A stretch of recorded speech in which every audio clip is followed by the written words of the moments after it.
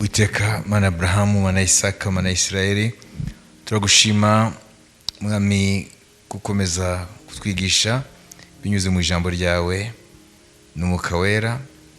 Komeza mwami uduhe gusobanukirwa mwami n'ubwiru bw'iby'ubwami bwawe, kugira ngo iki cyumweru mwami amasengesho yacu aba amasengesho ahindura amateka, ahindura icyerekezo cy'ibintu, amasengesho atuma ibitaboneka byizerwa biseruka, amasengesho mwami abahamya bawe basenze impinduka zikaza mu buzima bwabo, mu buzima bw'abazengurutse no mu miterere y'ibintu byose. Nta guhinduka uruko waruri, kandi abakwizera nk'uko abakira bakwizeye babona ibyo babonye kubera kudahinduka. N'ijambo ryawe ntabwo rihinduka. Mu izina rya Yesu Kristo, amen. Amen. Twumvise yuko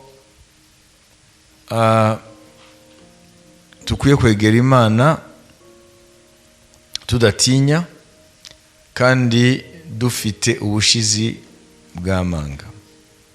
Bibi tubwira ngo nta kwizera ntidushobora kunezeza Imana, kubera ko uwegera Imana akwiye kwizera kwiriho kandi ikagororera abayishaka. None amasengesho yacu iki cyumweru akwiye kurangwa no kwizera, kandi ukwizera kutari ukwizera ko ari kose, ukwizera k'ubushizi bw'amanga. Kandi twabonye ubushizi bw'amanga icyo ari cyo, twabonye no kudatinya icyo ari cyo. Yaba bariya bagendanye n'Imana bakabona imirimo ihambaye y'Imana, bakaba batumye abo mu gihe cyabo babona Imana muri realite y'ubuzima bwabo, ni ukubera ko abo bantu cyambere ni abantu baranzwe nuko kwizera. Bibiri tubwira ko kwizera ni ukumenya neza udashidikanya ibyiringirwa, kandi uko kwizera ko tumenyekanisha ibitaboneka ko ari byo kuri. Aho hari ibintu bibiri biranga ukwizera, hariho ibyiringiro. Amen. Kwizera nyakuri kufite ibyiringiro, kubyara ibyiringiro, kubera ko gushingiye ku byo twiringizwa n'Imana. Niba Imana ivuga ngo mushake muzambona, ibyo ni ibyiringiro. Mushake muzambona, nimushakisha imitima yanyu yose muzambona. Ibyiringiro, hope. Hanyuma icya kabiri, kwiza kwiye kuba kufite conviction. Ukwiye kuba ufite conviction, ukwiye kuba uzi neza ko ibyo wizera ntabwo byiringira gusa, ahubwo umaze kubisaba Imana urabifite. Amen. Kuko conviction ihamagara igisubizo, urabifite. Na niyo mpamvu Yesu tubirebe imbere y'imva Lazaro. Tubirebe Yesu imbere y'imva ya Lazaro, ku gituro cya Lazaro 11 yagenze gute? Turebe ukwizera kwa Yesu Kristo hano. Kuko niwe banze kwizera, rero tukwiye rero kumwigiraho. Yohana 11 nibura duhere kuri 37, hanyuma tugere kuri 45. Ariko bamwe muri bo baravuga bati, uyu ko ahumura impumyi ntaba yarabashije kubuza n'uyu ntapfe. Yesu yongera gusuhuza umutima agera ku gituro. Cyari isenga ishyizweho igitare ku munwa. Yesu arababwira ati, nimukureho igitare. Marita mushiki wapfuye aramubwira ati, databuja none aranuka kuko amaze iminsi 4. Yesu aramubwira ati, sinakubwiye nti niwizera uri bubone ubwiza bw'Imana? nuko bakuraho igitare. Yesu arararama aravuga ati, data ndagushimye kuko unyumvise. Ubwanjye nari nzi yuko unyumva iteka, ariko mbivugiye kubw'abantu bangose ngo bizere yuko ari we wenyine wantumye. Amaze kuvuga ibyo arangurura ijwi rirenga ati, Lazaro sohoka. Uwari upfuye arasohoka azingazingiwe mu myenda, amaguru n'amaboko n'igitambaro gipfutse mu maso he. Yesu arababwira ati, nimumuhambure mumureke agende. Amen. Amen. Isengesho rya Yesu rimeze gute? Ese yashimye uwapfuye amaze kuzuka? Yashimye ryari? None yashimye gute? Yavuze ngo urakoze data ndaza kubona azuka? Yavuze gute? Ndagushima ko kuri we amaze gusubizwa, kuri we amaze, kandi Lazaro aracyari mu gituro. Iyo nibyo bita amen amasengesho, amen, y'ukwizera arangwa n'ibyo bintu bibiri, hope and conviction. Bivuga ngo hariho ibyiringiro, none bigahita bibyara conviction ivuga ko icyo nasabye nagihawe. Amen. Ayo ni amasengesho ari bold, amasengesho y'ubushizi bw'amanga. Kuko ntabwo yavuga ngo nimvuga se ko nasubijwe hanyuma ntave mu gituro, abantu ntabwo bari bundangize ko ndi umutekamutwe. Mwabibonye? Ni ukuvuga ngo rero amasengesho afite ubushizi bw'amanga, amen, afite no kudatinya, aremeza n'ibitaraboneka yuko byamaze kuboneka. Imana ihabwe icyubahiro.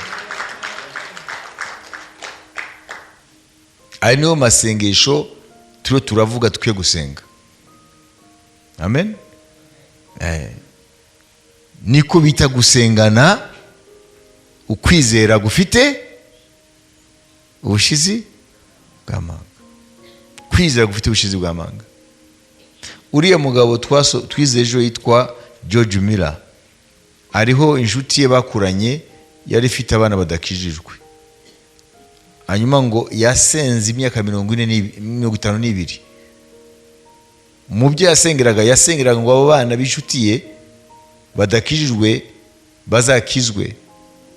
Abasengera imyaka 52, ariko ntiyigeze areka kuvuga ati data ndagushima ko wanyumvise. Ariko yaje gusubizwa nyuma y'imyaka 52. Wumva? Ariko wowe byinshi wabivuyeho. Subirayo rero. Subirayo ugende wongere kandi usubukure amasengesho yawe. Niko mubyita? Ni wongere ugahaguruke ku masengesho yawe. Imyaka 52. Nawe wasenze gusa imizingahe? Ngo Imana ntabwo yashubije, warebiretse. Ntabwo turamenya. Nituramenya Imana mbere na mbere, nituramenya n'ukuntu Imana bagendana nayo, ukuntu Imana babana nayo, ukuntu Imana ikora. Reba Paulo ari imbere y'umuntu afite uburema, uriya Irene. Aramureba ngo abona ko afite kwizera, kuko yakomeje kunywa no kurya amagambo yavuga mu kanwa ka Paulo y'ubutumwa bwiza. Hanyuma aramubwira ati haguruka mu izina rya Yesu. Arahaguruka. Nuko kwizera tuwe turavuga. Imana ishimwe. Kwizera ko ibyo wasabye data abyumva kandi yarabyakiriye. Amen. Hanyuma ntabwo urangiza gusa usenga gusa, ukwiye no gushima. Niyo babona rya jambo riri mu Bafilipi 4 ntabwo turanabimenye. Ngo ntimukiganyire, ngo ariko byose bimenyesha Imana mu gusenga.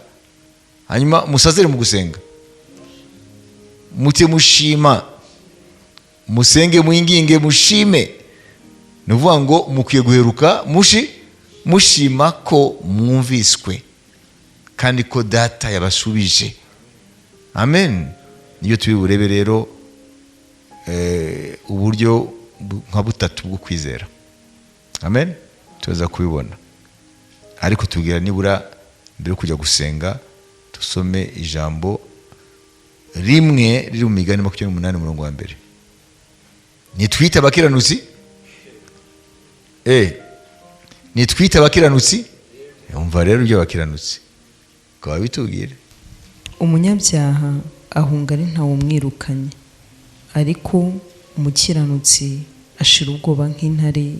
Amen. Amen. Amen. Umunyabyaha ngo ahunga ntawe umwirukanye, nta kintu kimwirukanye, ngo ariko umukiranutsi, amen, ngo ashira ubwoba nk'ubw'intare. Afite assurance. Amen. Hallelujah. Mutekereze kuri aya magambo niyo turi busengereho. The wicked flee when no one pursues, but the righteous are bold as a lion. Umukiranutsi ngo afite boldness nk'intare. Mwenye dhambi kakimbia pasipo sababu, mwenye haki, amen, ana ujasiri wa simba.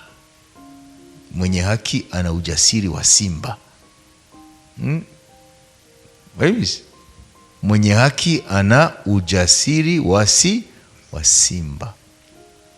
Sasa nyinyi mna ujasiri wa simba? Mwenye haki ana ujasiri wa simba.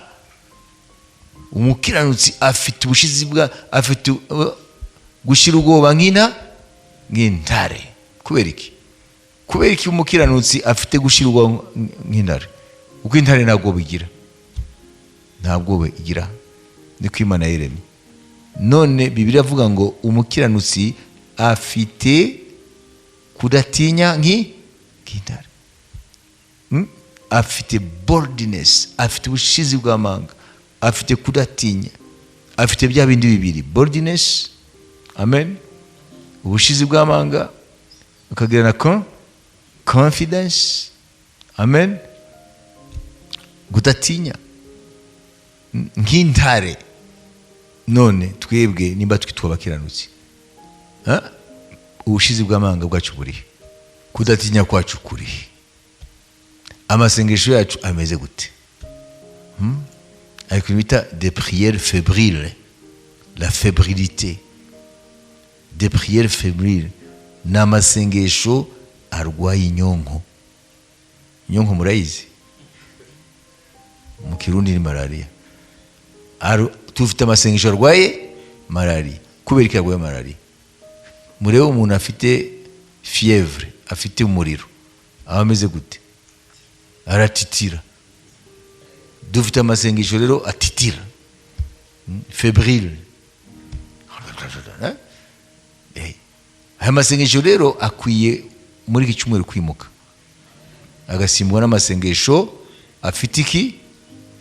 Ubushizi bw'amanga niki? No gutinyuka. Kuko uyita umukiranutsi. None umukiranutsi ngo afite kudatinya nk'intare. None wowe uratinya ejo hazaza, kandi ntabwo haraza. Ibyo si ikibazo ra? Uratinya ejo hazaza kandi hataraza. Uratinya ngo inzara izakwica kandi ntabwo iraza. Uratinya ngo bazakwikora ku kazi kandi uracyakarimo. Uratinya ngo ntabwo uzabyara kandi ugihumeka. Uratinya ngo ejo inzu yawe izatwarwa n'uruzi kandi uri kure ya Nyabarongo. Uratinya ngo ejo uzagaburira abana iki kandi uyu munsi urabifite. Nuvuga ngo ibyo byose ni ibintu bitwereka ukuntu Satani yifatiye inyoko muntu. Umukiranutsi agira kudatinya nk'intare. Intare mbere y'ikintu cyose igenda igisatira, ifite ubushizi bw'amanga, ifite no kudatinya. Biratangaje kubona Imana ifata umukiranutsi ikamugereranya n'intare. uhita ubona ukuntu Imana itubona muri Kristo, ariko bikayibabaza kuko siko twibona, siko twibona. Uko Imana itubona muri Kristo siko twibona. Minota 5 dutekereze kuri yo. Imigani 28:2. Genda witekereze wowe. Wibona nk'intare cyangwa akajangwe cyangwa ajya kariyevre nagaki, agakwavu, akalapin, kuko hariho lièvre na lapin yatandukanye. Le lapin là c'est pour la maison, la domestique. Le lièvre c'est dans les steppes là. None wowe wibona nkandi, none nawe ujya imbere y'Imana uhangane na Imigani 28:1. Hanyuma wowe urebe ko Imana ikwitwa intare, wowe wibona kuri iki symboliquement, mu buryo bwa symbole ubona kuri iki? Kuko Imana yakwise intare, wowe wibona kuri iki? Hanyuma unisubizaho, uraza guha raison ijambo ry'Imana cyangwa ibitekerezo byawe. Ariko Imana yakubwiye ko kubona, sibyo? Nimba uri umukiranutsi ngo uri intare, ukubwira kudatinya nk'intare. Hanyuma wowe wese wibwira kuri iki? Minota 5.